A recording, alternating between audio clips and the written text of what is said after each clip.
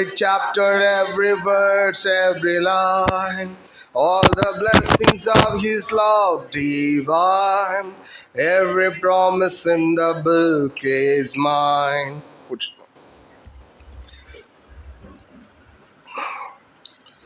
మనసులో చాలా ఒక రకమైన బాధ ఉందన్నమాట. ఏంటి ఆ బాధ అంటే, చాలామంది చేస్తున్నారు కానీ ఏం జరగట్లా, వినపడట్లే కదా.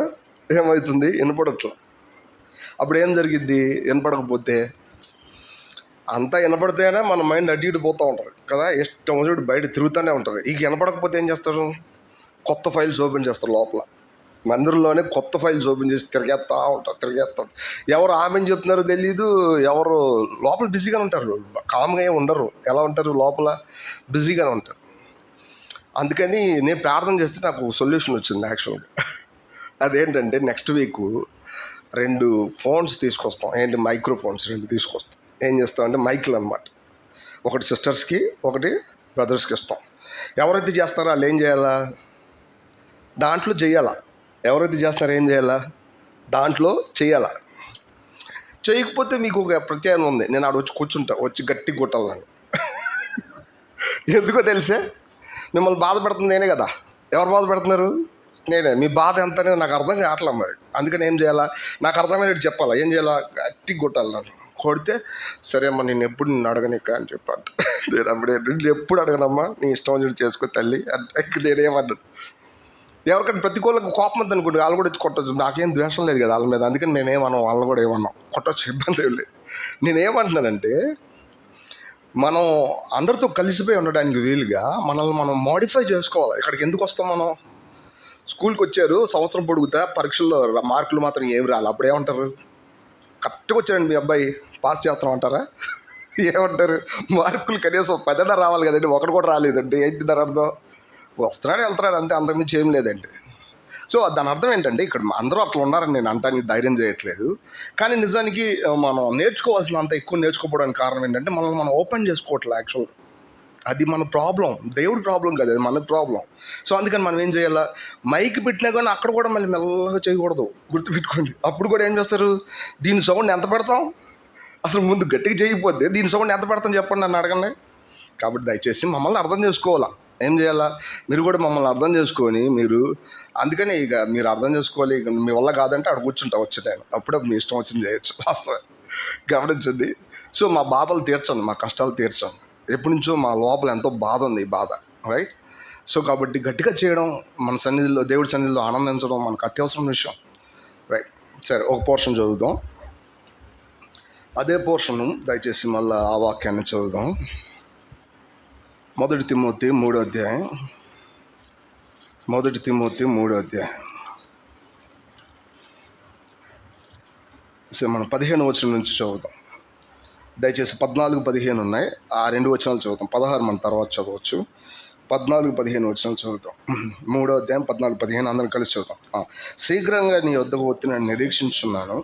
ఆయనను నేను ఆలస్యం చేసిన యెడల దేవుని మందిరంలో, అనగా జీవం గల దేవుని సంఘంలో జనులు ఎలాగ ప్రవర్తింపవలనో అది నీకు తెలియవలనని ఈ సంగతులు నీకు రాయుచున్నాను. ఆ సంఘము సత్యమునకు స్తంభమును ఆధారమునైనది. చాలు. మీరు గమనించండి, ఇక్కడ అపోస్తలుడు పౌలు ఏం చెప్తున్నాడు? 16వ వచనానికంటే ముందు 14 లేదా 15వ వచనం చాలా ప్రాముఖ్యంగా ఉంది. ఈ 15వ వచనంలో అపోస్తలుడు పౌలు తిమోతితో ఏం చెప్తున్నాడంటే, నేను రావడానికి కొంచెం ఆలస్యమై ఉండొచ్చు, బట్ కానీ ఈ లోపల నువ్వు అక్కడ ఉన్నటువంటి ప్రజలతో ఏం చెప్పాలంటే, దేవునికి మందిరంలో, అనగా జీవం గల దేవుని సంఘంలో జనులు ఎలాగ ప్రవర్తించాలో వాళ్ళకి చెప్పాలా. ఎందుకంటే ఆ సంఘము సత్యమునికి ఏమైంది? స్తంభమును ఆధారం. సత్యానికి స్తంభము ఆధారం అనేది స్టేట్మెంట్. ఈ స్టేట్మెంట్ని బట్టి పైన ఉన్న విషయాలు చెప్తున్నాడు. ఏం చెప్తున్నాడు? ఆ సంఘం సత్యానికి స్తంభమును ఆధారం అయింది కాబట్టి వీళ్ళు ఏం చేయాలంటే ఎట్లా ప్రవర్తించాలో వాళ్ళకి తెలియాలి. మీరు గమనించండి, క్రైస్తవ జీవితం ఎప్పుడు తిరగబడి ఉంటుంది. ఎట్లా అంటే, దేవుడు మిమ్మల్ని అలా చేశాడు కాబట్టి మీరు ఏం చేయాలా? అట్లా ఉండాలి. అంతేగాని మీరు ఇట్లా ఉన్నారు కాబట్టి దేవుడు మీకు ఇది ఇచ్చాడని కాదు ఇక్కడ అర్థం. మీకు అర్థమవుతుంది? చాలాసార్లు మనం 10th క్లాస్ అంతా చదివితే సర్టిఫికేట్ ఇస్తారా? సర్టిఫికేట్ ఇచ్చేసి తర్వాత చదువుతారా? ఒకసారి నేను అడిగాను అనుకోండి, యాక్చువల్గా ఇక్కడ మన మధ్యలో ముందుగా సర్టిఫికేట్ ఇచ్చేసి తర్వాత కాలేజీకి వెళ్ళమంటారా, లేకపోతే కాలేజీకి వెళ్ళి కంప్లీట్ చేసిన తర్వాత సర్టిఫికేట్ ఇస్తారా మనకి? చాలా సింపులే. నేను కష్టంగా అడుగుతున్నానా క్వశ్చన్స్? కాదు కదా. యాక్చువల్గా చాలా చాలా సింపులే. సంవత్సరం అంతా మీరు ఏం చేయాలా? చదివితే మీరు పాస్ అయితే అప్పుడు మీకు సర్టిఫికేట్ ఇస్తారు. కానీ ఇక్కడ అట్లా కాదు. అబ్రహాము దేవుడిని నమ్మాడు, వెంటనే అతనికి ఏమైపోయింది? సర్టిఫికేట్ వచ్చేసింది. ఏంటి ఆ సర్టిఫికేట్ పేరు? నీతి వచ్చేసింది. అబ్రహాం మోరియా పర్వతం మీద ఇస్సాకుని ఇంకా బలిగా అర్పించలేదు, బట్ స్టిల్ ఇతను ఏమైపోయాడు? నీతిమంతుడు అయిపోయాడు. అటు తర్వాత ఆ నీతిని ప్రాక్టీస్ చేయడానికి మోరియా పర్వతంకి వెళ్తాడు, అంతే, అంతకుమించి ఏం కాదు. సో అట్లనే క్రిస్టియన్ లైఫ్ అనేది దేవుడు మన కొరకు ఏం చేశాడు, మనల్ని ఎలా చూశాడు అనేది అపోస్తలుల పౌలు ద్వారా మనకు తెలిసినప్పుడు, ఓహో మన యొక్క పొజిషన్ ఇదా, కాబట్టి మనం ఎట్లా ఉండాలా? అట్లా ఉండాలి. అంటే ఇప్పుడు పొజిషన్ ముందు ఇవ్వబడిందా? లైఫ్ ముందు ఇవ్వబడిందా? పొజిషన్తో పాటు లైఫ్ ఇవ్వబడింది. పొజిషన్ చూసిన తర్వాత ఏమవుతుంది? లైఫ్ కొనసాగుతుంది. ఇక్కడ చెప్పబడిన పదానికి అర్థం అదే. దేవుని మందిరంలో అటు వదిలేయాలి. దాంతో అంటే అట్లా వదిలేకుండా ఏం చెప్పాడు? దేవుని మందిరంలో అనగా చూసాడు, జీవం కలిగిన దేవుని సంఘంలో. చూడండి, జీవం అనే పదానికి అర్థం ఏంటి? కదులుతూ ఉంటుంది ఎంతసేపు, అది దాని అర్థం. దేవుని మందిరం అనుకోండి, దేవుడు ఉంటాడు, వచ్చి వెళ్ళిపోతాడు. యాక్చువల్గా మనకు తెలుసు బాగా. అంటే చాలామంది అటువంటి గ్రహింపులో ఉంటాం. దేవుడి మందిరం అంటే ఒక స్థిరమైనటువంటి ఒక బిల్డింగ్, లేదంటే దేవుడి యొక్క విషయాలు కూడా స్థిరంగా ఒక చోట ఉంటాయి. కానీ నిజానికి అక్కడ అట్లా చెప్పాల.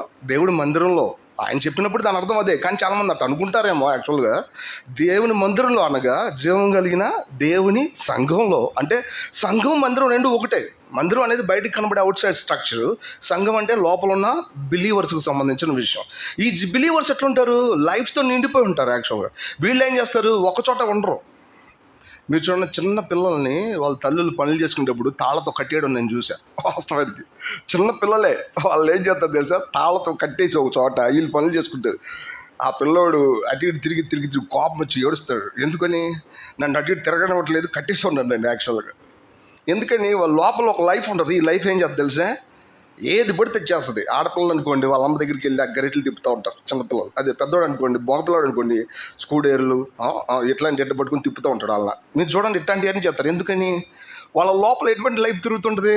వీళ్ళ దగ్గర నుంచి వచ్చింది తిరుగుతూ ఉంటుంది. యాక్చువల్గా ఇప్పుడు జీవం కలిగిన దేవుని సంఘంలో దేవుడు వీళ్ళని ఏం చేశాడో వీళ్ళు కూడా ఏం చేస్తారు? అట్టగే చేస్తారు. అంతకుమించి వేరే చేస్తారా? చేయరు, వేరే చేయరు. మీరు చూడండి, నిన్నగాక మొన్న దేవుడిని నమ్ముకుని దేవుడు బిడ్డే ఇక్కడికి వచ్చి తెలివిగా మాట్లాడామనుకోండి, ఈజీ కనిపెట్టేస్తారు మన ఈ లౌకికమైన తెలివితేటలబ్బా. చెప్పరా? ఈజీగా చెప్తారు. ఎంత పెద్ద చక్కగా మాట్లాడినా ఇది దేవుడు కాదండి. ఎందుకని? నిన్నగాక మొన్న దేవుడు నమ్ముకున్న వాళ్ళలోకి ఎవరు వచ్చారు? దేవుడు వచ్చాడు. దాన్ని బట్టి వాళ్ళు చూసేస్తారు ఎంత తెలివిగా మాట్లాడి దేవుడు కాదు. ఎట్లా తెలుసా? చిన్న పిల్లలకి తేనె పెట్టండి అంటనే ఏం చేస్తారు? వాళ్ళు నాకేస్తారు చక్కగా. అదే ముందు చేదు పెట్టండి ఊసేస్తారు. వాళ్ళ లైఫ్లో ఆ కెపాసిటీ ఉంటుంది, ఆ సామర్థ్యం ఉంటుంది. అట్లనే దేవుడి యొక్క బిడ్డల మధ్యలో దైవికమైన జీవం ఏది, దైవికమైనది కానిది ఏది అనే ఆ అండర్స్టాండింగ్, గ్రహింపు ఉంటుంది. చాలాసార్లు వచ్చిన కష్టం ఏంటంటే, దేవుడి ప్రజలు దేవుడి చేత ఆ పొజిషన్కి తేబడినప్పటికీ కూడా అక్కడ ఉన్నటువంటి చుట్టూ ఉన్న పరిస్థితులకి లేదా పాత జీవానికి లోబడిపోయి ఆ పాత జీవంలో ఉన్న సంగతులు మోసుకొని పోతా వాటిని సరిచేయాలని చూస్తున్నారు. యాక్చువల్గా దేవుడు మనకు పాత సంగతులు సరిచేయమని ఎప్పుడు చెప్పలేదు. ఆయన కొత్త జీవితం జీవించమనే చెప్పాడు. యాక్చువల్గా పాత సంగతులు సరిచేయమని ఎప్పుడు చెప్పాలి. బయటికి కనపడుతుంది అది. ఒకప్పుడు ఈ పాతగా ఉండేవాడు, సినిమా పోస్టర్లో చూసేవాడు, ఇప్పుడు ఏం చేస్తున్నాడు? చూడట్లేదు చక్కగా. అది నిజమే. కానీ విషయం అంత బలం ఎక్కడి నుంచి వచ్చింది? పాత జీవితాన్ని సరిచేసినందున కాదు, కొత్త జీవితం వచ్చినందున. నా మాటలు మీకు అర్థమవుతున్నాయా? కొత్త లైఫ్ వచ్చినందున బయటికి కనపడుతున్నాడు అతను మారిపోయినట్టు. అంతేగాని పాత జీవితాన్ని చక్కబెట్టుకోవడం కాదు. సమస్య ఏంటంటే, చాలామంది నేను పాత జీవితాన్ని సరి చేసుకోవాలి, నా మనస్సుని, నాకున్న సంగతులన్నింటి చక్కబెట్టేసుకో. నువ్వు నీ జీవితాంతం చక్కబెట్టలేవు. ఇది బైబిల్కి విరుద్ధం. మీరు చూడండి, నేను పైకి ఏదో వస్తువు వేస్తాను కానీ కిందకు రాకూడదని అన్నా అనుకోండి, ఎవరైనా నన్ను ఏమంటారు తెలుసా? పైకి ఏమైనా వస్తువు వేసి నేను కింద పడకూడదంటే నువ్వు పిచ్చోళ్ళలాగా ఉన్నావే. వాస్తవానికి నీ చిన్నప్పటి నుంచి పైకేసిన వస్తువులు కింద పడవా? అది దేవుడి యొక్క నియమం, గుర్తుపెట్టుకో. ఆ నియమాన్ని దాటి నువ్వు పైకి వేస్తాను కిందకు రాకూడదంటే ఏంటి దాని అర్థం? మీరు గమనించాలి. ఇక్కడ విషయం అంతా ఒకటే. నేను ఏం చేయగలను తెలుసా? వాస్తవానికి ఈ నియమాలు మార్చలేను, కానీ నేనేం చేస్తాను తెలుసా? కొత్త జీవితాన్ని కడిగి కొత్త నియమాన్ని కలిగి ఉండగలను. ఆ నియమం నన్ను ఎలా చేసేది తెలుసా? పరలోకానికి ఎక్కిపోయేలా చేయగలదు, ఇంకా పరలోకపు సంగతులు అర్థం చేసుకునేలా చేయగలదు. నేను ఆ జీవితాన్ని గడపగలను. పౌలు అదే చెప్తున్నాడు. దయచేసి మీరు దేవుని మందిరంలో అనగా జీవం గల దేవుడి సంఘంలో ఎలా ఉండాలో మీరు తెలుసుకోవాలి. ఎందుకంటే మీకు ఆ పొజిషన్ ఇవ్వబడింది. ఏంటి ఆ పొజిషన్ అంటే, ఆ సంఘము సత్యానికి స్తంభమును ఆధారమైనది. ఇప్పుడు యాక్చువల్గా పైన ఒక ఫ్లాంక్ ఉంది, ఆ ఫ్లాంక్ కింద పెద్ద ఒక పోస్ట్ ఉంది. ఆ పోస్ట్ పీకేసి అనుకో ఫ్లాంక్ ఏమవుద్ది, కింద పడి. ఫ్లాంక్ అంటే ఒక ఒక పెద్ద బల్ల లాంటిది ఉందనుకోండి కింద. ఇప్పుడు చూడండి, ఈ బల్ల ఉంది, దీనిపైన పైన ఒక చిన్న పైన ఫ్లాంక్ ఉంది, దీని కింద సపోర్ట్ లేకపోతే ఏమవుద్ది, ఇది కింద పడిపోద్ది. నిజానికి ఈ పైన ఉన్న ఫ్లాంక్ పేరు ఏంటంటే సత్యం. దాన్ని ఏమన్నారు, సత్యం. దీనికి స్తంభం ఆధారం ఎవరు, సంఘం. అంటే ఎవరు, మనం. యాక్చువల్గా మీరు గమనించారా, సంఘం అంటే బిల్డింగ్ కాదు. సంఘం అంటే పెద్ద సిలువలు వేసుకుని 4-5 సిలువలు వేసుకుని బిల్డింగ్ కాదు. సంఘం అంటే ఎవరు, దేవుడి యొక్క ప్రజలే. ఈ ప్రజలు ఎవరు, లోకం నుంచి బయటికి పిలువబడి ప్రభు కోసం జీవించడానికి కావాల్సిన ఏర్పాటు కలిగిన వాళ్ళు, లేదంటే వాళ్ళు వారి పాపాల నుంచి విమోచించబడి నూతనమైన జీవం పొందిన వారే పరలోకానికి ప్రిపేర్ అవుతున్న వాళ్ళు. ఎవరు వీళ్ళు, సంఘం అంటే. వీళ్ళు మనమే యాక్చువల్గా. ఎందుకంటే ఆయన రక్తం చేత కడగబడ్డాం, కొత్త జీవాన్ని గ్రహించాం, ఆ కొత్త జీవితాన్ని అనుసరించి జీవించడానికి కావాల్సిన ఏర్పాటు కూడా జరుగుతుంది కాబట్టి. బట్ కానీ మనకు అర్థం అవ్వాలా, ఎటువంటి పొజిషన్లోకి మనల్ని లిఫ్ట్ చేశాడు ప్రభు. ఆ పొజిషన్ మనం అర్థం చేసుకున్నప్పుడు, ఓహో నేను చేయాల్సింది ఇదా అని మనకు అర్థం అవుద్ది. ఎందుకంటే నన్ను అలా చేశాడు ఆయన. ఆయన నన్ను అలా చేయకుండా నన్ను చేయమని ఎప్పుడు చెప్పడం క్రైస్తవ జీవితంలో మర్మం ఇది. ఆయన నన్ను అలా చేయకుండా నన్ను అలా చేయమని చెప్పడం. నన్ను మనిషిగా పుట్టించి పుల్లాగా బతుకన్నాడు అనుకో, ఏంటి దాని అర్థం, నేను ఎవరిని, మనిషినే. పుల్లాగా బతుకుతానా, బతకలేను. ఆ పుల్లాగా పుట్టించి మనిషిలాగా బతకంటే కుదురుద్దా? నేను దేనిలాగా పుట్టానో దానిలాగా బతకగలను. నేను ఇప్పుడు దేవుడి యొక్క బిడ్డలాగా పుట్టాను కాబట్టి నేను దేవుడిలాగా బతకగలనా లేదా, బతకగలను. దైవికమైన సత్యం అది. అదే ఆయన చెప్తున్నాడు. అందుకే అపోస్తలుడు పౌలు అంటున్నాడు, ఆ సంఘము ఆ సత్యానికి స్తంభమును ఆధారం. అంటే సత్యం అనే దాన్ని ఇది లిఫ్ట్ చేసి పట్టుకోగలదు ఎంతసేపు. యేసు ప్రభు ఈ భూమి మీద ఉన్నప్పుడు ఆయనే సత్యం కాబట్టి ఆయన ఎక్కడ తిరిగితే అక్కడ సత్యం ప్రబలింది. ఎప్పుడైతే భూమి మీద నుంచి ఆయన లిఫ్ట్ చేయబడి పరలోకానికి ఆరోహణ అయిపోయాడో వెంటనే ఈ సత్యాన్ని ఎవరు హోల్డ్ చేశారు, ఎవరు పట్టుకున్నారు, సంఘం పట్టుకుంది. చూసారా, ఈ సంఘము యేసు ప్రభు అనే సత్యాన్ని ఇట్లా హోల్డ్ చేసి చూపిస్తుంది ఎంతసేపు. మీరు గమనించండి, ప్రకటన గ్రంథంలో ఒక చిన్న చిత్రపటం ఉంటుంది, సువర్ణ దీపస్తంభం అనే పదం ఉంటుంది కదా. సువర్ణ దీపస్తంభం ప్రకటన గ్రంథం 1వ అధ్యాయంలో ఆ పదాలు ఉంటాయి. సువర్ణ దీపస్తంభం అంటే ఆ స్తంభం అంతా ఏ మెటల్తో చేయబడింది, బంగారం. దాని సబ్స్టాన్స్ అంతా కూడా గోల్డ్ అనమాట. అది కూడా సువర్ణం అనే పదానికి అర్థం ఏంటంటే అందులో ఎటువంటి మెటల్ మిక్సింగ్ లేదు అని అర్థం. పరిపూర్ణంగా గోల్డే, 100% గోల్డే ఉందని దాని అర్థం. సో ఇప్పుడు ఈ సువర్ణ దీపస్తంభంలో ఎంత బంగారం ఉన్నప్పటికీ కూడా దానిపైన చిన్న బౌల్ ఉంటుంది. ఆ బౌల్లో ఏం పోస్తారు, నూనె, ఆయిల్ పోస్తారు కదా. ఈ ఆయిల్ దేనికి గుర్తు, సరే పక్కన పెడదాం. కానీ ఈ ఆయిల్ వేసిన తర్వాత ఆ ఒత్తిలోంచి ఏమొచ్చింది, వెలుగు వచ్చింది. చూసారా, ఈ 3 విషయాల యొక్క కంటెంట్, ఈ విషయాలు అర్థం చేసుకోవాలి. బంగారం దాని యొక్క పదార్థం అంటే పరిశుద్ధత అని అర్థం, దైవికమైన తండ్రి యొక్క స్వభావం అని అర్థం. అక్కడ ఉన్నటువంటి ఆయిల్ దేనికి గుర్తు అంటే పరిశుద్ధాత్మకు గుర్తు. అక్కడ ఉన్నటువంటి ల్యాంప్, లైట్ దేనికి గుర్తు, ప్రభు అయిన యేసు గుర్తు. ఆయన అనలా నేను ఈ లోకానికి వెలుగై ఉన్నాను అనలా వాస్తవానికి. సో ఇప్పుడు ఈ వెలుగు ఎవరి చేతిలో పెట్టబడింది తెలుసా, దీపస్తంభం దగ్గర పడింది. ఈ 3 కలిపితే సంఘం. మీరు చూసారా, ఈ 3 కలిపిన సంఘం, ఈ సంఘం ఆ సత్యాన్ని ఏం చేస్తుంది, హోల్డ్ చేస్తుంది. మనం దీన్ని పట్టుకుంటున్నాం, ఇది గుర్తుపెట్టుకోవాలి. ఈ సత్యాన్ని మనం అర్థం చేసుకుంటే కనుక మనం 4th చాప్టర్లో ఉన్నటువంటి పొరపాట్లు చేయలేం. 4th చాప్టర్లో ఉన్న పొరపాట్లు ఏంటి, భయంకరమైన పొరపాట్లు. వాళ్ళెవరు క్రిస్టియన్స్ కాదా, క్రిస్టియన్స్. వాళ్ళెవరు దేవుడి బిడ్డలు కాదా, దేవుని నమ్ముకోలేదా, దేవుని నమ్ముకున్నారు. But still they are in miserable condition.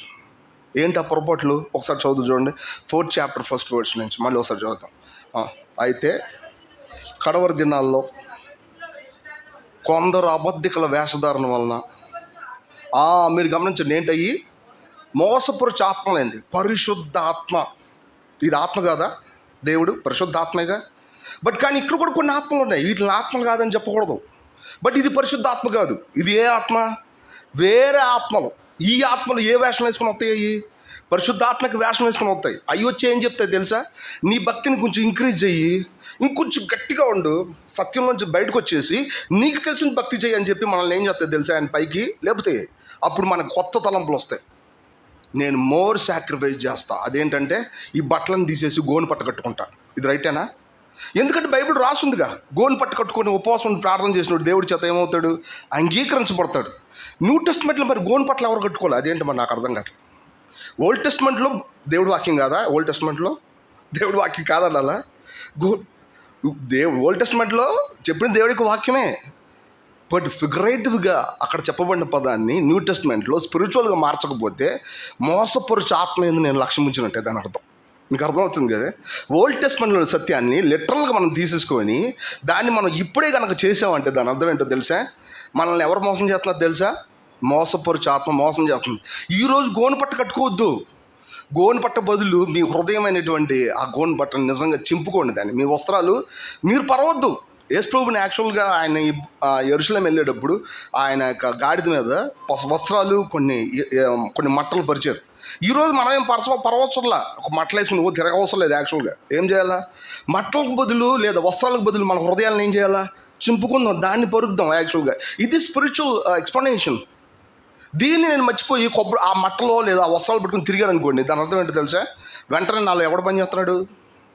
మోసపరుచు ఆత్మ పని చేస్తుంది. There is no doubt at all. ఎందుకంటే Bible very clear.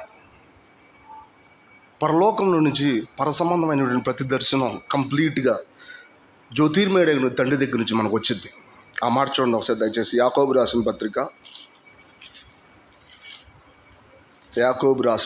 1st chapter. మనకు తెలిసి వచనం మీరు చదవండి, మీరు గారు కనబడితే 16-17 వచనాలు. 1వ అధ్యాయం 16-17 వచనాలు.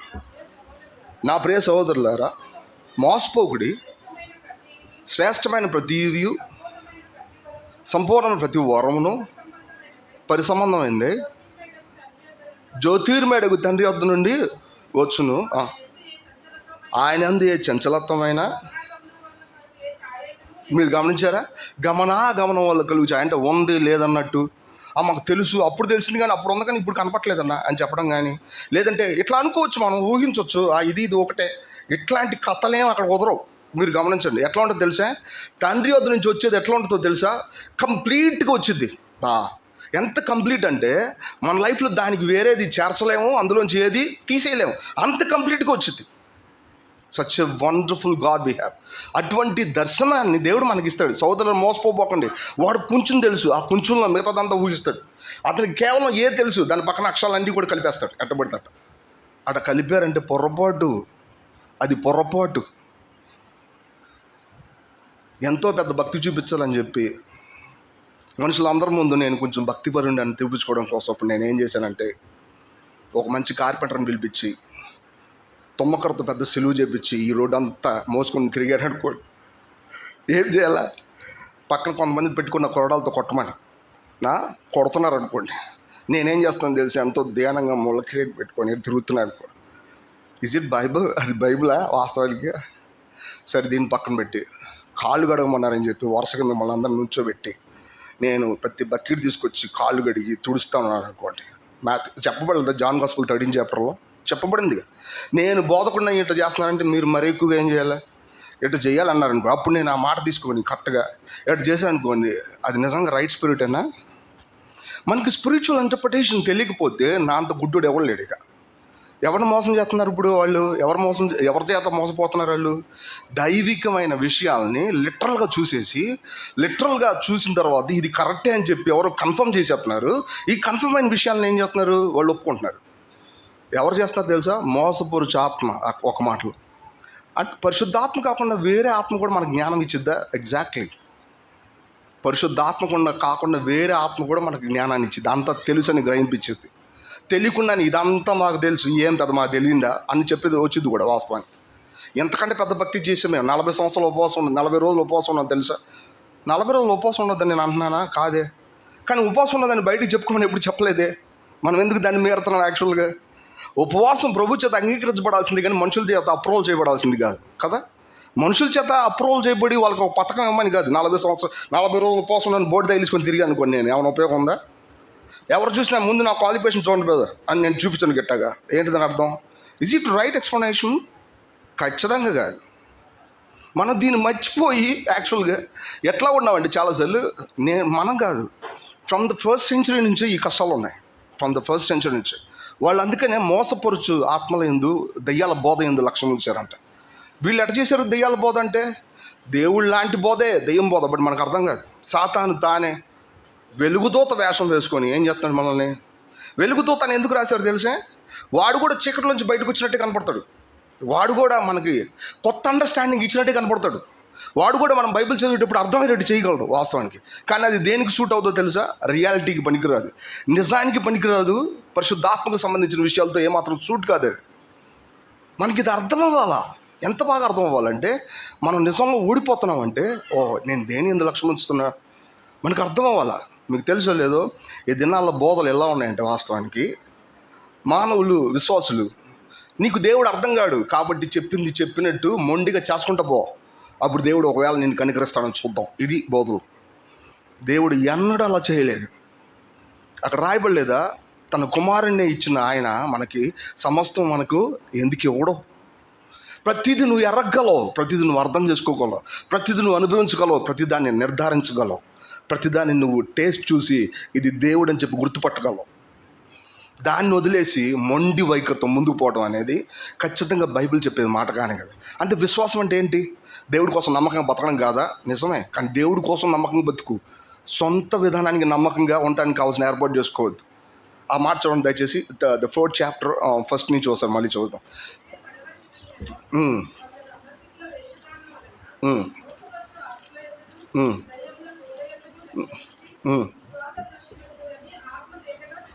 అక్కడ చూడండి, ఆత్మలో అని చెప్పి పైన రాసినప్పుడు కింద మళ్ళీ ఆత్మ అని చెప్పినప్పుడు పెద్ద అక్షరాలు రాశారా మీ బైబిల్లో?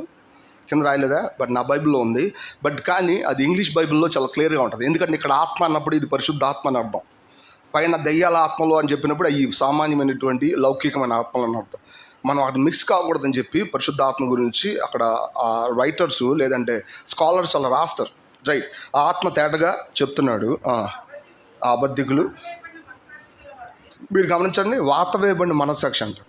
అంటే అర్థం ఏంటి? వాళ్ళు పెట్టిన నియమాలు, నిబంధనలు చేయలేకుండా ఎవరన్నా బాధపడుతుంటే వాళ్ళని చూసి అయ్యో అనుకోరాళ్ళు. చేయి, ఎందుకు చేయవు? మీరు చూడండి ఇట్లా మాట్లాడతారు. అంటే దయచేసి నేను అలా అంట కష్టం అయింది. చెయ్యి, ఎందుకు చేయవు? నువ్వు చెయ్యి, కష్టపడి చెయ్యి, దేవుడికి సాయం చేస్తా, ఇట్లా చెప్తారే కానీ అయ్యో ఎందుకు నేను ఏమైనా మొయిలని బరువు పెట్టాను వీళ్ళ మీద, నేను అట్లా చేస్తే వీళ్ళని తప్పులోకి నడిపిస్తున్నానా అనే ఒక రకమైన సెన్సేషన్ వాళ్ళకి ఉండదు.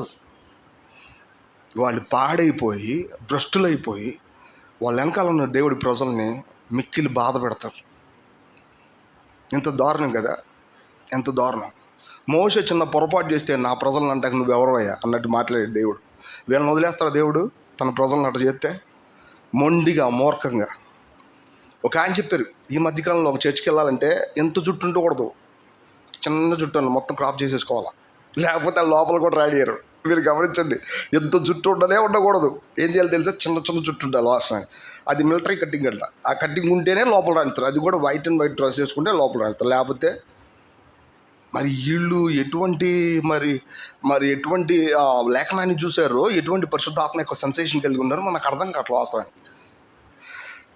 నీ జుట్టు శుభ్రంగా చేసేసుకుంటే సెట్ అయిపోయినట్టేనా? నువ్వు వైట్ డ్రెస్ వేసుకున్నంత మాత్రం నీతిమంతుడు అయిపోయినట్ట? అసలు నిజానికి ఇదేనా? మీరు గమనించండి, ఈ సంగతులు ఆత్మ సంబంధంగా తేల్చబడకపోతే అంటే నేనేమంటాను, జుట్టు చక్కబెట్టుకోవడం తప్పని నేను చెప్తున్నానా? తప్పని చెప్పట్లా. సో తెల్లబట్టలు వేసుకోవద్దని నేను చెప్తున్నానా? చెప్పట్లా. కానీ తెల్లబట్టలు నీ క్వాలిఫికేషన్ అని చెప్పొద్దు, జుట్టు కత్తిరించుకోవడం నీ క్వాలిఫికేషన్ అని చెప్పొద్దు. ఇక్కడ చేసేది అదే. వాళ్ళు ఏం చేస్తున్నారు తెలుసా? వివాహాన్ని నిషేధించారు. మీరు చూడండి ఎంత దారుణం ఇది. వివాహాన్ని నిషేధించిన ఒక ఫ్యాక్టరీ, అది ఒక సంస్థ ఉంది, అది ఆర్సిఎం చర్చ్. చూసారా?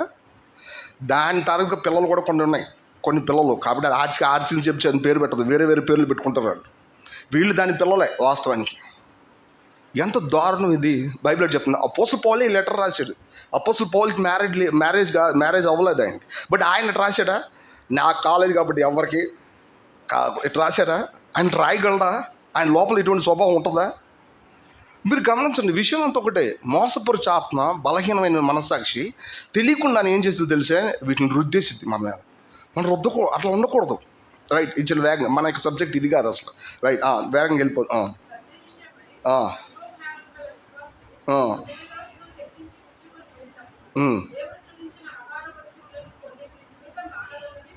చూసారా?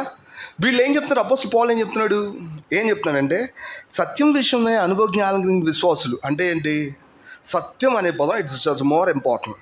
సత్యం అనే పదానికి నిజమైనటువంటి అక్కడ ఉన్నటువంటి ఆ టెక్స్ట్కి ఉన్న విషయం ఏంటంటే రియల్గా, నిజంగా, రియాలిటీలో. అంటే దైవికమైన సత్యాన్ని తన అనుభవంలో చూడగలిగిన వాళ్ళు ఇది తినాలి ఇది తినకూడదు అనే మాటలు వాళ్ళు చెప్పినప్పుడు వాళ్ళు నవ్వుతారు. ఎందుకో తెలిసే, దేవుడు ఆహారం గురించి పట్టించుకోవట్లేదు. దేని గురించి పట్టించుకుంటున్నాడు? మనస్సాక్షి గురించి, ఆత్మ గురించి పట్టించుకుంటున్నాడు. మీరు అది తినకూడదు ఇది తినకూడదు అని చెప్పి ఆ మాటలు ఎందు వాళ్ళేం లక్ష్యం ఉంచరు. కొంతమందికి కొన్ని తినడం ఇష్టం లేదు కాబట్టి తినబాకండి. కాబట్టి అవి తినకపోవడం వల్ల మీరు పవిత్రులు అంటే మాత్రం పొరపాటు, గుర్తుపెట్టుకోండి. కొంతమందికి కొన్ని తినాలనిపోయింది, మీరు తినండి. అది తిన్నంత మాత్రం మీరు అపవిత్రమేమి అయిపోరు. మీరు ఇది గుర్తుపెట్టుకోండి. కాబట్టి ఇవి తినకూడదు ఇవి తినాలి అని చెప్పి విషయాలకి వీళ్ళు కొన్ని బోర్డర్లు పెట్టేస్తారు. వ్యక్తిగత స్వతంత్రాన్ని పాడు చేస్తారు. యాక్చువల్గా వీళ్ళందరూ కూడా మోసపరిచే ఆత్మల యందు దయ్యముల బోధ యందు లక్ష్యం ఇచ్చారు. ఎప్పుడో తెలిసే, చర్చ్ అనేది ఒక ప్రాక్టీస్ని మర్చిపోతున్నప్పుడు. ఏంటి ఆ ప్రాక్టీస్ తెలిసే? లైవ్లీగా దేవుణ్ణి అనుభవించడం ఇష్టపడినప్పుడు తెలియకుండా నియమాల నిబంధనల వైపే తిరుగుతారు. ఎవరైనా ఎడపక్క తిరుగుతారు. తన లైఫ్లో దేవుడితో కలిసి బతకడానికి కావాల్సిన ఏర్పాటుకు బదులు జీవించడానికి ఇష్టం లేకపోతే, ప్రభుతో కలిసి జీవించడానికి ఇష్టపడకపోతే వాళ్ళ కళ్ళ ముందు మంచి బోధలు కనపడతాయి. ఏంటో తెలిసే? నువ్వు టయానికి రా, టయానికి వెళ్ళిపో, నువ్వు నీ అంత మంచోళ్ళు లేడిక. టయానికి రావడం వెళ్ళిపోవడం మంచితనమేనా? టయానికి రావద్దని నేను చెప్తున్నానా? అట్ట అనుకోవద్దు. టయానికి రా, బట్ టయానికి వెళ్ళొద్దని నేను చెప్తున్నానా? అట్ట అంటలేదు. కానీ నువ్వు వచ్చి వెళ్ళిపోవడం వల్ల దేవుణ్ణి అనుభవించకపోతే ఏం ప్రయోజనం చెప్ప? వాస్తవానికి ఇదే కదా అసలు విషయం. కానీ వీళ్ళు అట్లా అనరు. వీళ్ళు ఒక నియమం పెడతారు, నువ్వు టయానికి వచ్చి టయానికి వెళ్ళిపో, నీకేం బాధ లేదు. ఇట్లాంటి ఎంత దారుణం! ఎప్పుడో తెలుసా ఇవి వచ్చాయి? మన కళ్ళ ముందు ప్రభు మనకి ఏదైతే ఇచ్చాడో ఆ జీవితాన్ని జీవించడానికి కావాల్సిన ఏర్పాటు చేయలేనప్పుడు, అదే పౌలు చెప్తున్నాడు, ఆ సంఘము ఆ సత్యానికి స్తంభమును ఆధారం. ఆ సత్యం అనే పదానికి ఇక్కడ కూడా అర్థం అదే. నిజంగా ఉన్న జీవం కలిగిన దేవుడి సంఘం. ఒక మాటలో దేవుడి సంఘంలో పనిచేసి దేవుడిని అనుభవించలేనప్పుడు వచ్చే కష్టాలు ఏంటో తెలుసా? 4వ అధ్యాయం మొదట్లో వస్తాయి. జీవం కలిగిన దేవుడి సంఘమే దేవుడి చేత పిలవబడింది. బట్ దేవుడిని అనుభవించలేనప్పుడు ఏం జరుగుద్ది? వెంటనే ఇవన్నీ వచ్చేస్తాయి. ఈజీగా అర్థమైపోద్ది. టయానికి రావడం, టయానికి వెళ్ళడం. నేను తప్పని చెప్పట్లేదు, చక్కగా నున్నగా ఉండడం, టయానికి చక్కగా డక్ చేసుకోవడం, పైగుండి కూడా టై పెట్టుకోవడం, బూట్లు, ఇవన్నీ తప్పని మేమేం చెప్పట్లేదు. కానీ వీటి ద్వారా మన నీతిని ఎస్టాబ్లిష్ చేస్తున్నాం అనుకుంటే మాత్రం ఖచ్చితంగా రాంగ్లో ఉన్నాయి ఇటువంటి సంది. దానికి బదులు మనం చేయాల్సింది ఏంటి? ప్రభువుని ఏం చేయాలా? జీవించాలా. ఏం చేయాలా? ప్రభువుని జీవించాలి. ఒక ఎగ్జాంపుల్ చూడండి. రూపాంతరం కొండ మీదకి ప్రభు అయిన యేసుక్రీస్తుతో పాటు ఎవరు వెళ్ళారు? రూపాంతరం కొండ మీదకి ప్రభుతో పాటు ఎవరెవరు వెళ్ళారంటే, పీటర్ వెళ్ళాడు, జేమ్స్ అండ్ జాన్ వెళ్ళారు, యాకోబు, యోహాను, పేతురు వెళ్ళారు. వీళ్ళు ముందుగా వాస్తవానికి ఎవరిని చూశారు తెలుసా? మోషేని, ఏలియాని చూశారు. వెంటనే వీళ్ళు ఇన్స్పైర్. వీళ్ళల్లో మెయిన్ స్పీకర్ ఎవరు? పీటర్. యాక్చువల్గా ఈ స్పీకర్ వెంటనే మాట్లాడడం మొదలుపెట్టి, ప్రభువా మనం ఇక్కడ ఉండడం మంచిది. యాక్చువల్గా నీకో పర్ణశాల, మోషేకో పర్ణశాల, ఏలియాకు ఒక పర్ణశాల పెట్టి అక్కడ పెద్ద పెద్ద డిబ్బీలు పెడితే సంవత్సరానికి వచ్చి ఏం చేస్తారు? వీళ్ళు తిరణాలు లాంటిది పెట్టవచ్చు. మనం ఆ తిరణాలకు వచ్చిన వాళ్ళందరూ ఏం చేస్తారు? డబ్బులు వేస్తారు. శుభ్రంగా మనం హ్యాపీగా బతకొచ్చు మన జీవితం. ఇది ఏర్పాటు, చాలా క్లియర్ ఏర్పాటు. అతను ఇంకనూ మాట్లాడుతుండగానే మేఘంలో నుండి ఒక వాయిస్ వచ్చింది. ఆ పదాన్ని చూడండి, గమనించండి. అంటే పీటర్ను మాట్లాడేది తప్పు అని చెప్పి కొట్టేయడానికి అతను ఇంకనూ మాట్లాడుతుండగానే మేఘం నుంచి ఒక వాయిస్ వచ్చి, ఈయన నా ప్రియకుమారుడు, ఈయన యందు నేను ఆనందించినాను, ఈయన చెప్పిన మాట వినండి. చూసారా? ఆ మాటకు అర్థం చూసారా? మనం కనుక యేసు ప్రభువుని జీవించడం నేర్చుకోకపోతే మొట్టమొదటిగా మోషే, ఏలియాలే కనపడతారు మనకంటే. మోషే ఎవరో తెలుసా? ప్రవక్తలందరికీ గుర్తు. మోషే ఎవరు? ధర్మశాస్త్రానికి గుర్తు. ఏలియా ఎవరికి గుర్తు తెలుసా? ప్రవక్తలందరికీ గుర్తు. ప్రవక్తలు ఎవరు? దేవుడికి వర్తమానం తెచ్చేవాళ్ళేగా. వీళ్ళలో ప్రత్యేకత ఏం లేదు. దేవుణ్ణి తెలిసి ప్రవక్తను పట్టుకుంటే ఏమైనా ఉపయోగం ఉందా? ఏం లేదు. ధర్మశాస్త్రం ఏం చేసిద్ది? మోషే దగ్గరికి వెళ్తే నీకు మంచిదో చెడుదో చెప్పిద్ది. ధర్మశాస్త్రం నీకు నీతిమంతుడు చేసిద్దా? చేయలేదు. గమనించండి, నేను మోషేని పట్టుకుంటా. ఎందుకంటే మోషే తొందరగా అర్థమవుతున్నాడు. నియమాల నిబంధనల ప్రకారం కరెక్ట్గా చెప్పాలంటే మోషే ధర్మశాస్త్రం మనకు అర్థం కదా. వ్యభిచరించకూడదు అని చెప్పారనుకో, వెంటనే ఎవరికి అర్థం కాదు. ఇది చేయడం పక్కన పెట్టండి, చేస్తారా చేయలేదు పక్కన పెట్టి, అర్థం కానిది ఎవరికి ఉంది? అందరికి అర్థం అవుతుంది. కానీ దానివల్ల ఎటువంటి ఉపయోగం లేదు. నిజమైన ప్రభుతో కలిసి లేకపోతే అందులోంచి నువ్వు ఏమాత్రం బయటికి రాలేవన్న సంగతి అసలు నూతన నిబంధనలోనే మనకు అర్థం అవుతుంది. యాక్చువల్ నరహత్య చేయకూడదు అని ధర్మశాస్త్రం చెప్పలేదా? చెప్పింది. కానీ నీ సహోదరుని నిర్నిమిత్తం ద్రోహి అని చెప్తే నువ్వు వెంటనే నరహత్య చేసినట్టే. ఈ విషయాన్ని మనం తప్పించుకోవాలంటే ఎవరి మీద ఆధారపడాలా? నిజమైన సహోదరుడైన మన ప్రభు అయిన యేసుక్రీస్తు మీద ఆధారపడి మన సహోదరు ప్రేమను బట్టి ఆ సహోదరుని అట్ట అనలేం మనం. ఇది విషయం. కానీ నాకు ధర్మశాస్త్రం ఈజీగా అర్థమైపోద్ది, ప్రవక్తలు కూడా ఈజీగా అర్థమైపోతారు. నాకు ఎవరు అర్థం కాదంటే యేసు ప్రభు అర్థం కాదు. యేసు ప్రభు అర్థం కాకపోతే వెంటనే నేను ఎడ తిరుగుతాను తెలుసా? మోసపరుచు ఆత్మలు ఎందు, దెయ్యాల బోధ ఎందు నేనేం చేస్తాను తెలుసా? లక్ష్యం ఇచ్చేస్తాను. ఓల్డ్ టెస్ట్మెంట్ ధర్మశాస్త్రం ఇచ్చారండి దేవుడు అని చెప్పి దాన్ని ఎంతో గౌరవం చూసి నెత్తి మీద పెట్టుకొని తిరుగుతున్నాను అనుకోండి, నన్ను ఏమని పిలుస్తారు తెలుసా? యెహోవా సాక్షి అని పిలుస్తారు. ఏమని పిలుస్తారు తెలుసా? యెహోవా సాక్షి అని పిలుస్తారు. యెహోవా అనే పదం చాలా ఇంపార్టెంట్ కదండి.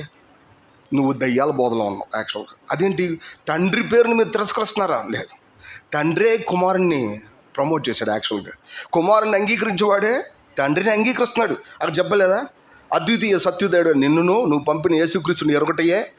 మీరు గమనించారా? వీళ్ళు యేసుని పక్కన పెట్టేసి దేవుడిని ఎరగాలని చూస్తారు. అది నిజంగా దయ్యాల బోధ. కొలోషన్స్లో అదే కదా జరిగింది. అతను ఏంటో తెలుసా, తనకున్నటువంటి దైవత్వం విషయంలో సంఘంతో కలిసి ఉండడం చేతగాక నా అంతటి నేనేదో చేయగలనని చెప్పి నేరుగా దేవుడితో కలిసి ఉంటాడంట. ఆయన ఎవరితో కలిసి ఉండడు? దేవుడితో. సంఘంతో కలిసి ఉండడు. ఎవరితో కలిసి ఉంటాడు? నేరుగా దేవుడితో కలిసి ఉంటాడంట. దేవదూతల ఆరాధన ఏంది ఇచ్చగలిగి ఉంటాడంట. దేవదూతలు ఎవరిని చూస్తారు? యేసుప్రభుని చూడరు. ఎవరిని చూస్తారు? డైరెక్ట్గా దేవుని చూస్తారు. అట్లా చూసినప్పుడు వీళ్ళు దేన్ని మిస్ అవుతున్నారు తెలుసా? శిరసత్వాన్ని మిస్ అవుతున్నారు. దయ్యాల బోధ ఏంది లక్ష్యం ఉంచుతున్నారు.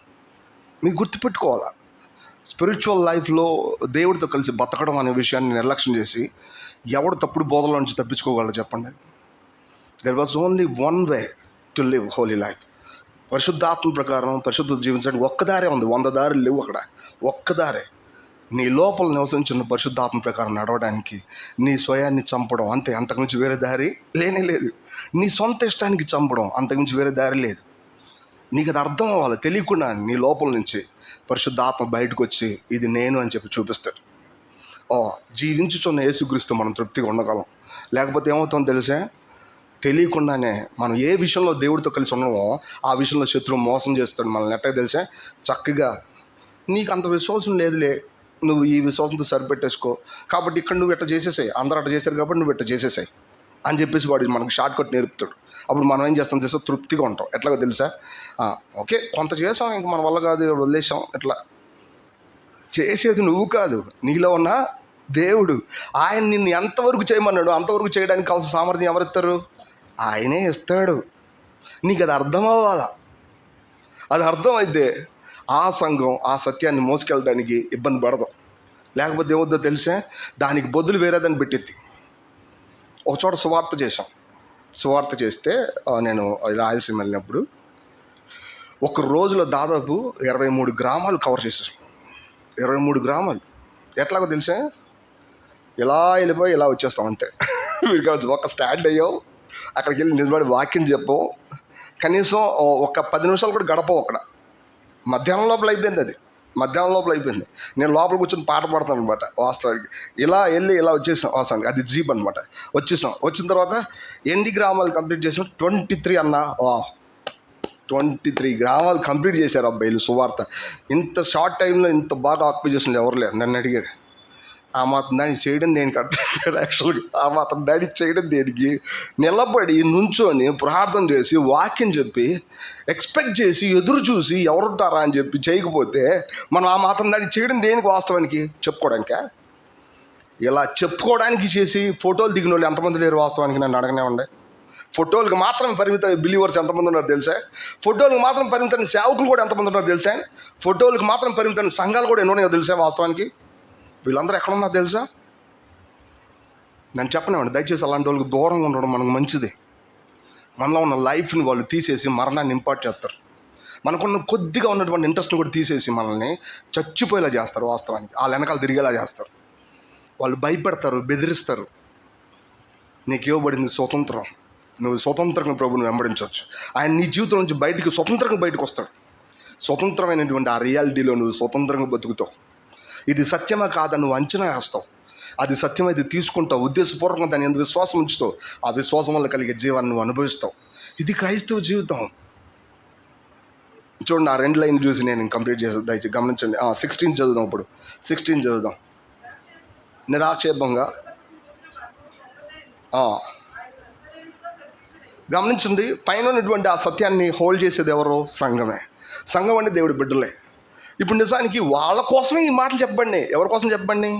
వాళ్ళ కోసమే చెప్పబండి. ఇక్కడున్న పోయినసారి వర్తమానం మనం చూసినప్పుడు ఆ వర్తమానంలో దైవికమైనటువంటి కెపాసిటీ, దాని యొక్క కెపబిలిటీ ఎంత, దాని యొక్క వాల్యూ ఎంత అని మనం చూసాం. కానీ వాస్తవానికి ఈ వచనాలను ఎవరి కోసం చెప్పండి? సంఘం కోసమే చెప్పబడింది. సంఘం గురించి చెప్పినప్పుడు ఆయన ఏం చెప్తాడు? నిరాక్షేపంగా దైవభక్తిని కూర్చున్న మర్మం గొప్పది, ఆయన ససేరుడిగా ఈ లోకానికి ప్రత్యక్షమే. దాని అర్థం ఏంటో తెలుసు? మనం ఇందాక చెప్పుకున్నట్టే ఆయన ఎంతో ఉన్నతమైన వ్యక్తిత్వం కలిగినాడు. బట్ కానీ తను ఏం చేసుకున్నాడు? మినిమైజ్ చేశాడు. దేనికోసం? దైవత్వం యొక్క రియాలిటీని మనకు చూపించడానికి కదా. దైవత్వం యొక్క ప్రత్యక్షత ఎట్లుంటుందో మనకు చూపించడానికి ఆయన తను ఏం చేసుకున్నాడు, తగ్గించుకున్నాడు. ఈరోజు దేవుణ్ణి ఎవరు చూపించాలా? పేతురు, ఏలియా వీళ్ళు చూపిస్తారా? ఎవరు చూపించాలా? మనం చూపించాలి.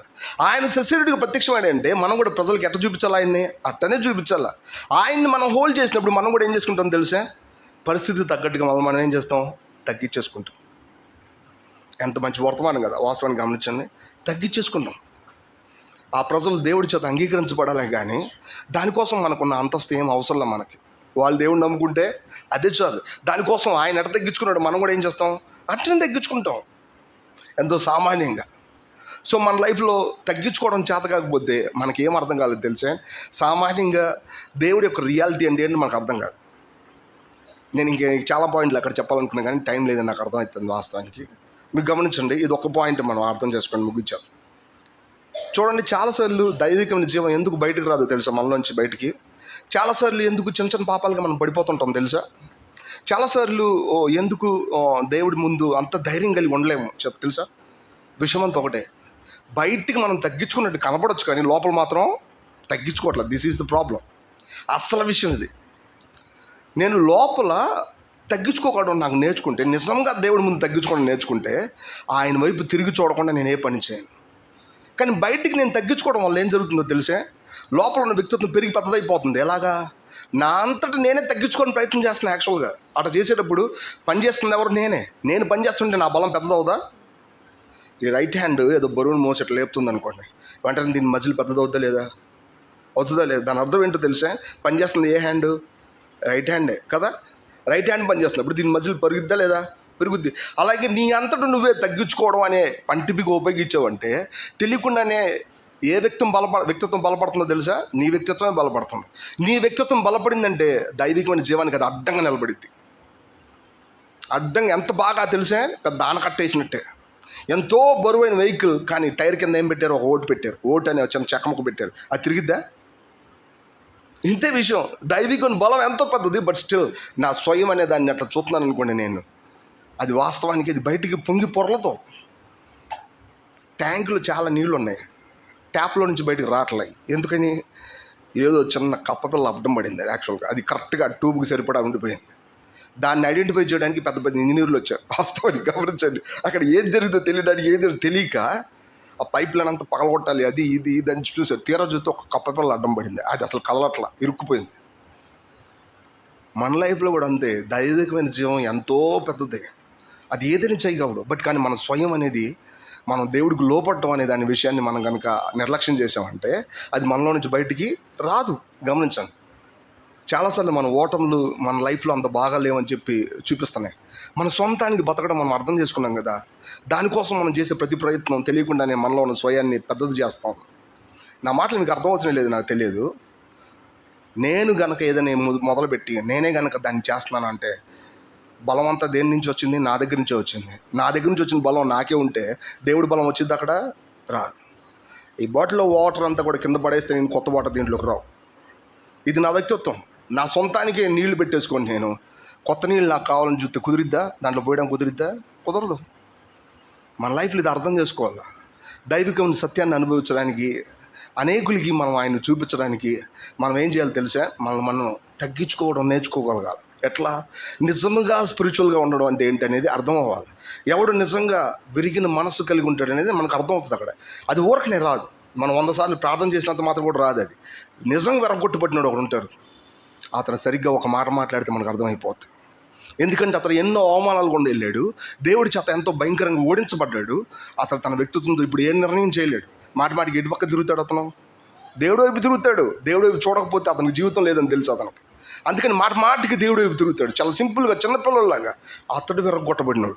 లేకపోతే ఏమవుద్ది? మేము ఎన్నో యుద్ధాలు చేసాం, ఈ యుద్ధం పెద్ద కష్టమేం కాదు. ఇప్పుడు ఎవరు నిర్ణయం చేస్తారు? మేమే చేసేస్తాం. అది ఎరగొట్టబట్టం కాదు. బోధలు చేయడం మాకు పెద్ద కష్టంగా ఇట్లాంటి బోధలు ఎన్నో చేసాం. అది తగ్గించుకోవడం కాదు. నాకేం చేత కాదు ప్రభువా, నిజంగా మా చేతకంతనం మాకు తెలుసు. మీరు మమ్మల్ని ఎంపవర్ చేస్తేనే కానీ ఇది తగ్గించుకోవడంలో ఉన్న దారి మనకి ఇది అర్థం అవ్వాలి. లేకపోతే చాలా సింపుల్గా మనం క్వాలిఫికేషన్ పక్కన పెట్టి చూస్తాము, వెంటనే దేనికి దూరం అవుతుందో తెలుసా? దైవికమైన జీవానికి దూరం అవుతాం. దైవికమైన జీవాన్ని అట్టనే వదిలేసాను కొన్ని సంవత్సరాల వరకు. ఎవరు వస్తారు తెలుసు మన దగ్గరికి? వాతవైపోయిన మనస్సాక్షి కలిగిన వాళ్ళు వస్తారు, దయ్యాలు బోధలు వస్తాయి, మోషే ఏలియా వస్తారు. వీళ్ళందరూ వచ్చి చక్కగా బోధలు చేస్తారు. ఆ గడికి ఆ సమయంలో అవి మనకు చక్కగా అర్థమవుతాయి. మనం దేన్ని మిస్ అవుతుందని తెలిసా? ఆ సంఘం ఆ సత్యాన్ని హోల్డ్ చేయాలని ఆ ఫ్లో ఆఫ్ లైఫ్ని మిస్ అవుతున్నాం. ఇది మిస్ అయ్యామంటే సంవత్సరం పొడుగుతో తప్పుడు పంట పండించిన వ్యవసాయుడితో సమానం. మనం సంవత్సరం అంతా తప్పుడు పంట పండించినప్పుడు ఆ పంట తీసుకెళ్ళి మార్కెట్లో తీసుకెళ్తే ఎవరు కొండదండి. అప్పుడు ఏం జరిగిద్ది? వేస్ట్ అయిపోతుంది నా జీవితం అంతా, మన లైఫ్ కూడా అంతే. కాబట్టి మనం గుర్తు చేసుకుందాం, ప్రభువా తెలియకుండానే మీరు సొసైటీగా ప్రత్యక్షమైనటువంటి ఆ దర్శనాన్ని మేము చూపించలేకపోతున్నాం మేము కొన్నిసార్లు. దయతో మమ్మల్ని కనికరించండి, మా స్వయాన్ని పూర్తిగా సిలువేయడం మాకు నేర్పించండి. ఇందులో ఉన్నటువంటి సత్యం ఇంకొంచెం ఎక్కువగా మాకు నేర్పించండి ప్రభువా. మాకు ఏదైతే అర్థం కాలేదని మేము అనుకుంటున్నాం వాటిని మాకు తెలియజేయండి. నిజమే, ఇక్కడ నుంచి అంత అర్థవంతంగా చెప్పగలిగే సామర్థ్యం మరి మనుషులకి కొన్నిసార్లు ఉండదు. వాస్తవం కొన్నిసార్లు చాలాసార్లు ఉండదు. దేవుడే మనకు అది నేర్పించాలి. దాని యొక్క ఉప్పు అందిస్తారు అంతే. ఇక్కడ దాన్ని ఎతికి వెంటాడాల్సింది ఎవరు? మనమే. వాస్తవానికి ఒక 30 గంటలు సత్యాన్ని మొత్తాన్ని చెప్పడానికి కుదరదు. ఆ సత్యం యొక్క టేస్ట్ అంటే, సత్యం యొక్క దారి ఏంటో, ఆ సత్యం యొక్క గుర్తులు ఏంటో మనం చెప్పగలుగుతాం. కానీ వాటిని వెతికి వెంటాడాల్సింది ఎవరు? మనమే. కాబట్టి ఇలా మనం ప్రభువా ప్రత్యక్షమైనటువంటి నీ యొక్క మానవత్వాన్ని ఈ భూమి మీద చూపించడానికి కావాల్సిన ఏర్పాటుగా సంఘంగా మమ్మల్ని సిద్ధపరచు. తద్వారా మేము జీవాన్ని గ్రహించుకోగలం. తద్వారా మేము లౌకికమైనటువంటి శత్రు యొక్క ప్రతి తంత్రం నుంచి కాపాడబడతాం. ప్రభువా మాకు సహాయం చేయండి అని మేము ప్రార్థన చేద్దాం.